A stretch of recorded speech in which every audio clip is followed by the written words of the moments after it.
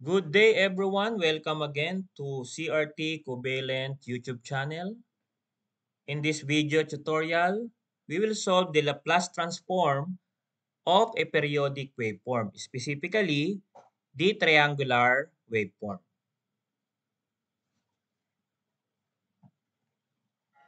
Before we solve our example, we have to take note of the following. Periodic function is represented by ft equals the function of t plus capital T, wherein capital T is the period. And we will be using the derived formula of the Laplace transform of periodic function. And this is the Laplace transform of f t plus the period t. This is equivalent to 1 over 1 minus e raised to negative s times capital T, wherein capital T is the period, and multiplied by the integral of e negative st ft dt from the limit 0 to capital T. This formula is a derived formula using, so let us put here that we will be using a derived formula.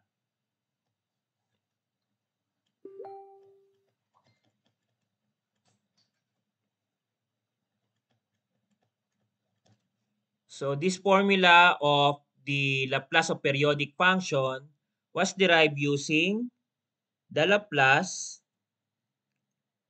and the geometric progression.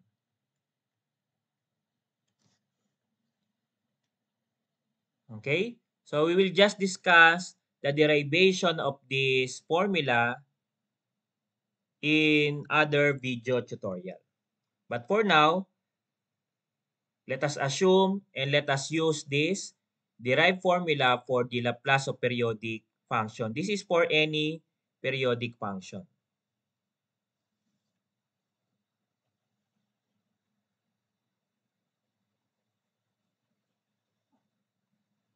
Okay, so take note of this.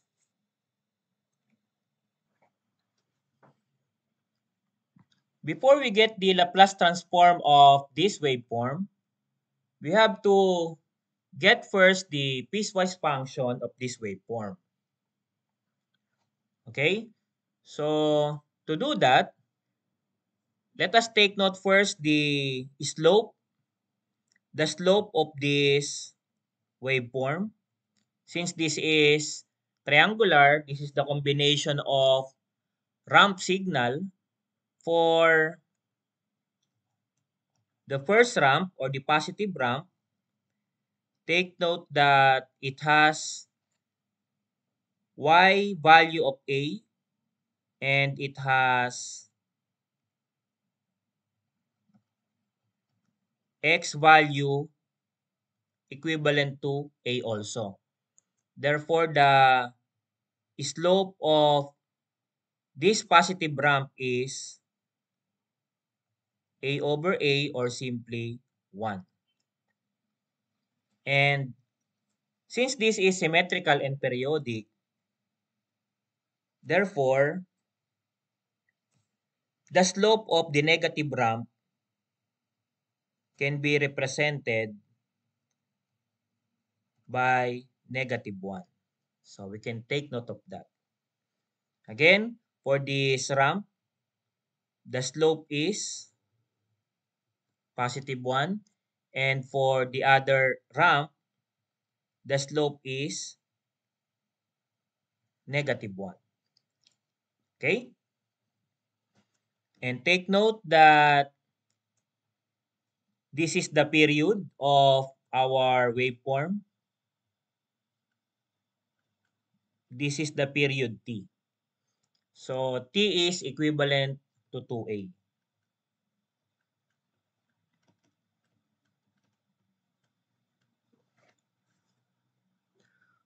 Okay. So our y-axis is represented by t, and from the interval 0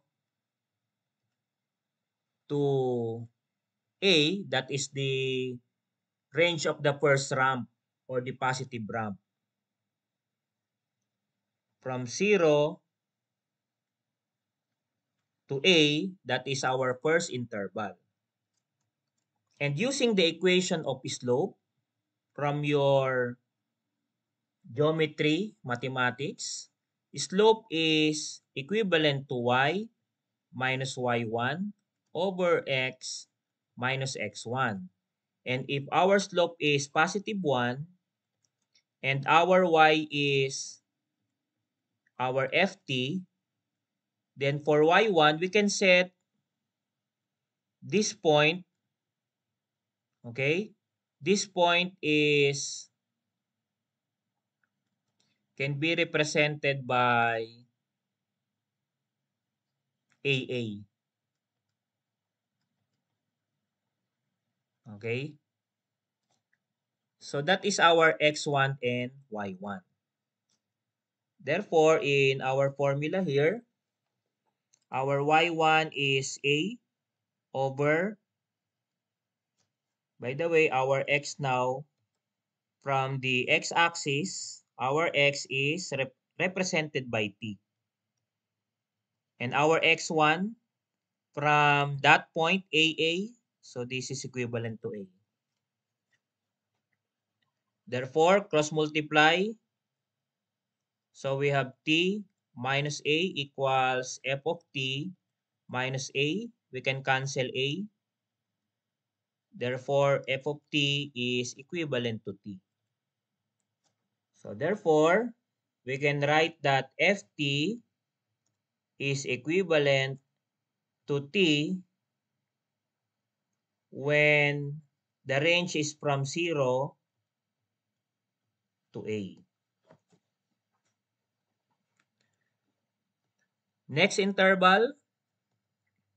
So the second part of our triangle waveform, the next interval is from A to 2A. So it means from 0 to 2A, we can still use this formula, m equals y minus y1 over x minus x1. And our slope here is negative 1. Y is f of t. And we will be using this point, the point here. So this belongs also to this ramp. And this point is 2A 0. Okay, so take note of this point. The endpoint of our second ramp. This is our second ramp. So therefore, let's go back to our substitution. Ft minus y1, that is 0, over x, that is t in our waveform, minus x1, and that is 2a. Cross multiply. Therefore, we have negative t plus 2a equals f of t. So f of t is equivalent to 2a minus t. Let's go back to this piecewise function. So therefore, we have 2a minus t, and the interval is from a to 2a.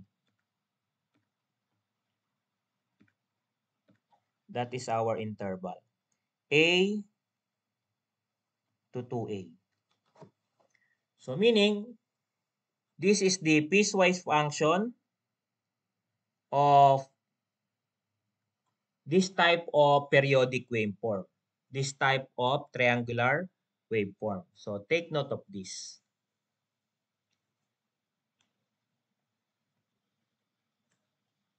So again, the piecewise function of this waveform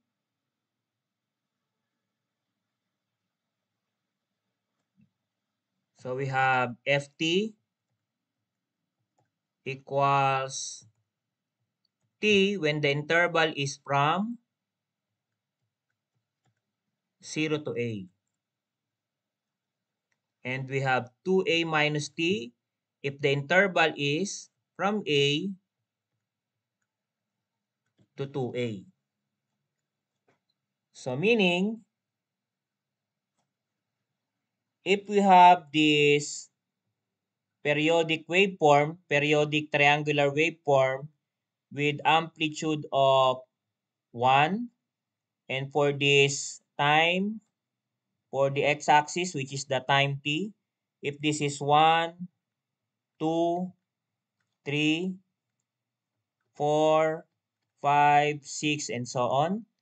So our piecewise function is equivalent to t. This is from 0 to 1. Because from this waveform, a is equivalent to 1 and the period is equivalent to 2. This is our A representation and this is our T representation. Okay, let's go back to FT. Therefore, if this is 2A, this is 2 times 1, this is 2 minus 3. And the interval is from 1 to 2. Okay, so take note of this pattern. This is from our derivation earlier. Another illustration, let's say our periodic waveform, this triangular waveform is given by this. So this is our periodic waveform. But the amplitude is 2. Therefore, this is also 2 to make this slope equivalent to positive 1 and negative 1. Therefore, this is 4, this is 6, 8, and so on. So with this given waveform, A is 2, then the period is 4. So we can get A here, and we can get the period here. So if this is the case, our FT now is equivalent to, still, this is T. The interval is from 0 to A, and this is equivalent to 2. Then 2A will become 4. Here, this is 2A. And in our latest example, this is now 4 minus T, and the interval is 2 to 4. Okay, so that is how to write the piecewise function of a given periodic waveform like this. Triangular waveform with slope of 1.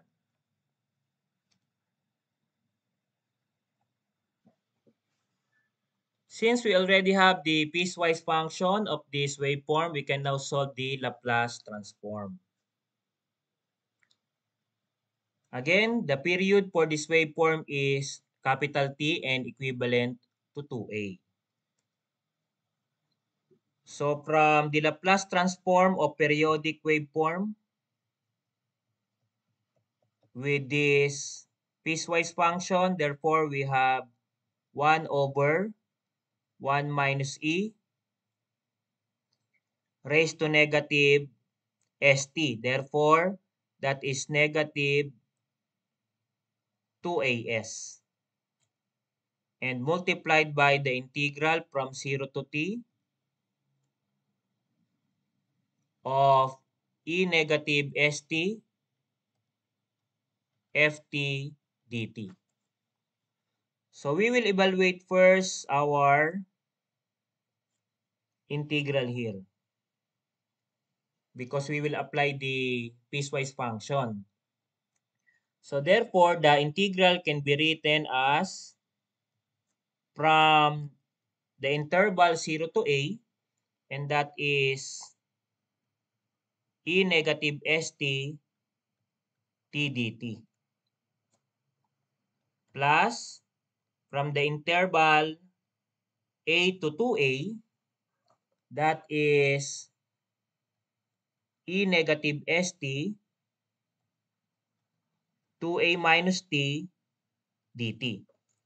So here, we will apply integration by parts.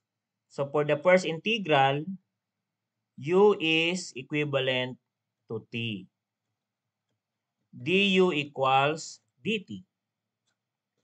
And for v, that is the integral of e raised to negative st dt. And v here is e negative st over negative s. For the second integral, our u is 2a minus t. du is negative dt. And for v equals the integral of e negative st dt. And this is the same with the previous. v is equivalent to e negative st over negative s. Okay? So let us now apply the integration by parts in each integral. For the first integral, so therefore, we have ub, and that is te raised to negative st over negative s.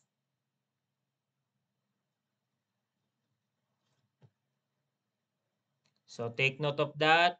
In integration by parts, this is our equation ub minus the integral of b du.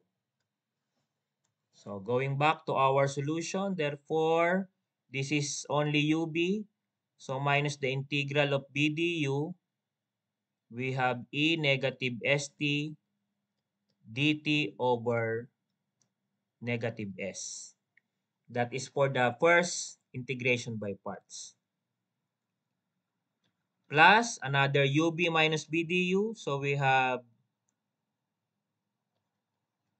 2a minus t, that is our u, and this is our b, e negative st over negative s.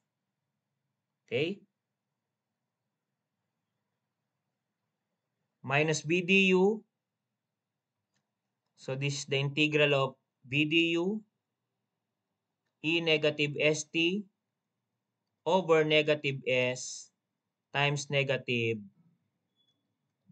dt.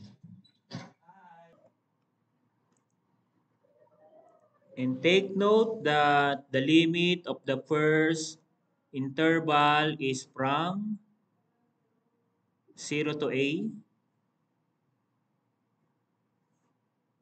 and the limits of the second interval is from a to 2a.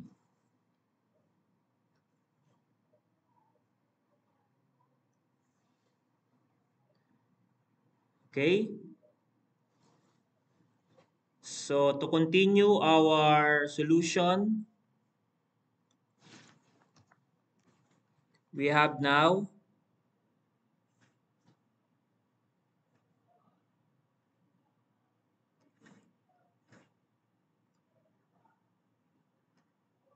okay.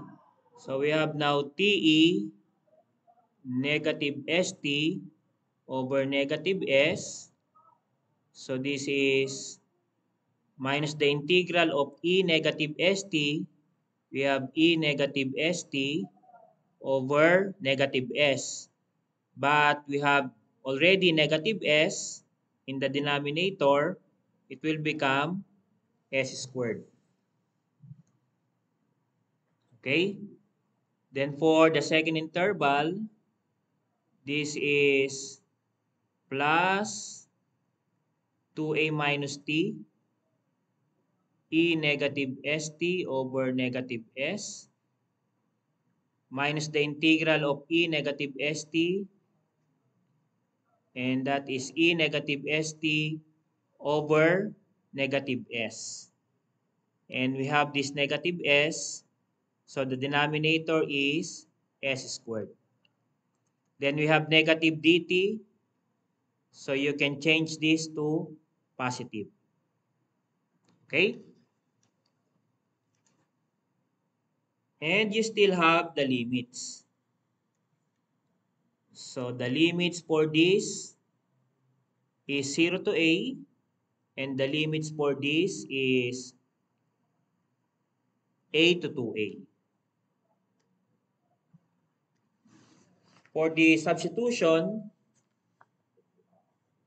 this will become ae negative as over negative s. That is for the upper limit. And this is e raised to negative as over s squared. So upper limit. Next, substitution of 0. So this will become plus 0 because of t. So when t is 0, this whole term will become 0. And minus e raised to 0 over s squared. Okay, so this is for the first part. So upper limit minus lower limit. Substitution. Then for the second interval, that is plus, then we will put upper limit substitution minus lower limit substitution. For the upper limit substitution, that is 2a minus 2a. And this is 0. Plus, for e raised to negative st, this will become negative e raised to negative 2as over s squared. Okay? Then for the lower limit, 2a minus a, that is our lower limit. So that will become ae raised to negative as over negative s. Plus, for e negative st, this is e negative as over s squared.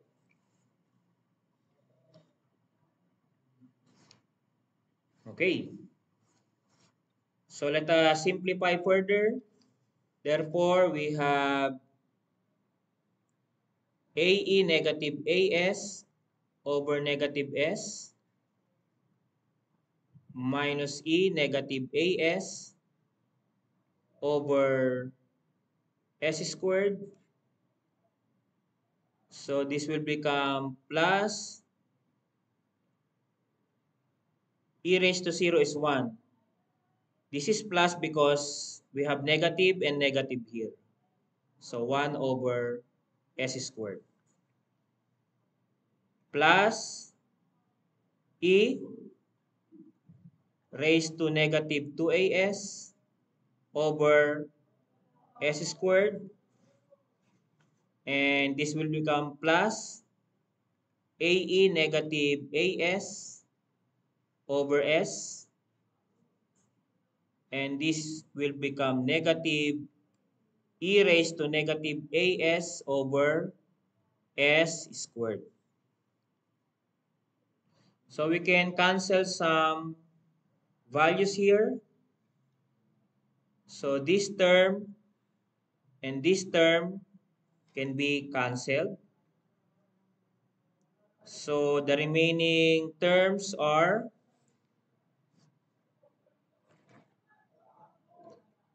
this term, this term, this term, and this term. So we can continue in. To continue, so we can factor out 1 over s squared. So therefore, for this term, that is only 1. And for negative e raised to negative as, there is another negative e raised to negative as, that is negative 2e raised to as.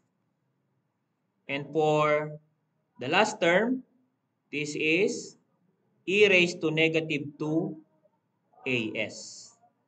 So this is the integral part, the integral from 0 to t of e negative st ft dt. Okay? So we will put this in our solution. So we have the Laplace of ft, which is equivalent to 1 over 1 minus e raised to negative 2as. And we will put our recent solution, which is 1 over s squared times the quantity 1 minus 2 e negative 2as or negative as plus e raised to negative 2as. Okay? Further simplification. So this will become 1 over s squared. Then for this factor, 1 minus e, we will make this e raised to negative as quantity squared.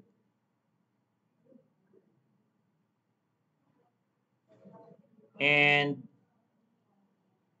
for this bracket, so we will make this 1 minus 2e minus as or negative as plus e raised to negative as quantity squared. So this will help us to make some factoring and further simplification. So next, this is 1 over s squared. Then we can replace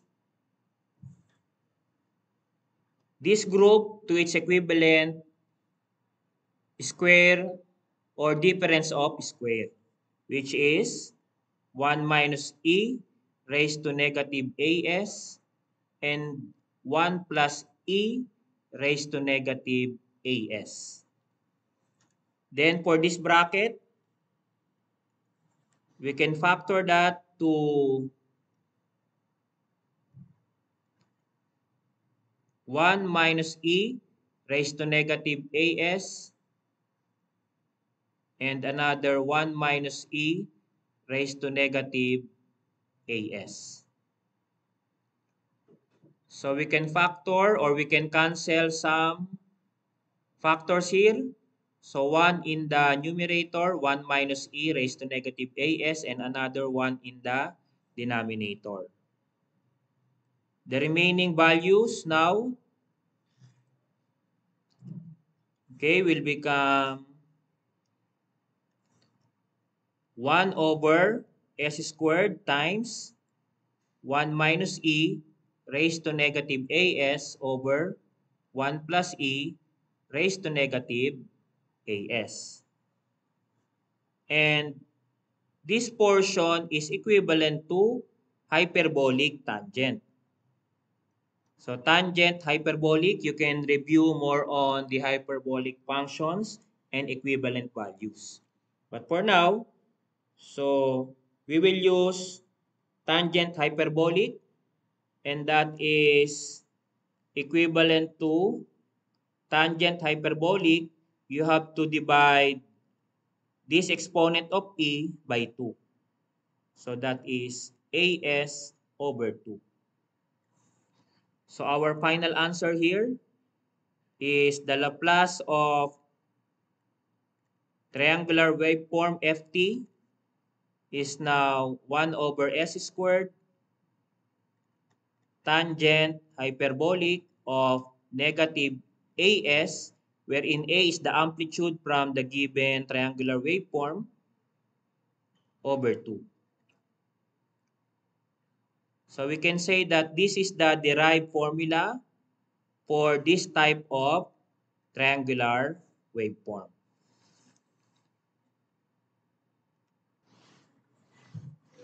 And to summarize our solution for this triangular waveform, periodic waveform,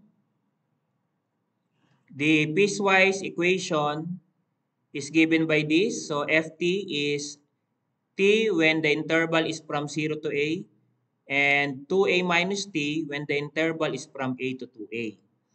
And the Laplace of this periodic waveform is 1 over s squared tangent hyperbolic of negative as over 2.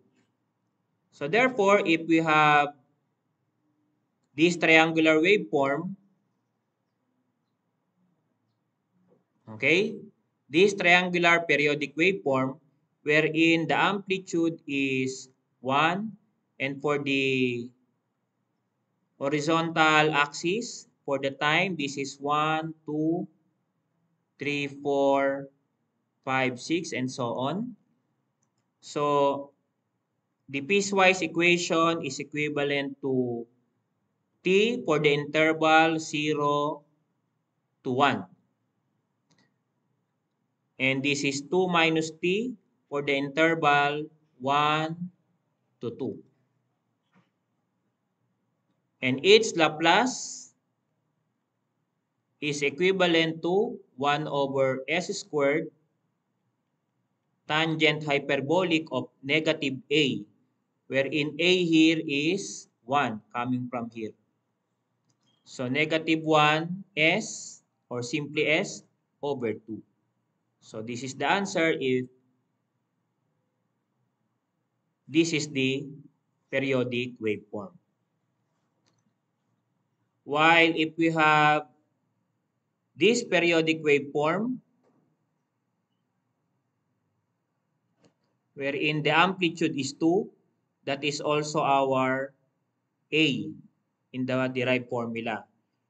And this is 2, 4, 6, 8, and so on. So our Laplace transform for this waveform is equivalent to 1 over s squared tangent hyperbolic of negative as. So in this case, negative 2s over 2. So we can cancel 2 here. Therefore, 1 over s squared tangent hyperbolic of negative s. So this is our answer for this given waveform. Thank you for watching this video tutorial. You can leave a comment, you can share, like this video, and also please subscribe to our YouTube channel. Thank you and God bless to all.